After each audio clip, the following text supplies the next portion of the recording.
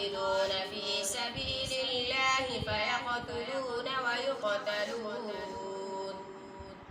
وعدا عليه حقا في التوراة والإنجيل والقرآن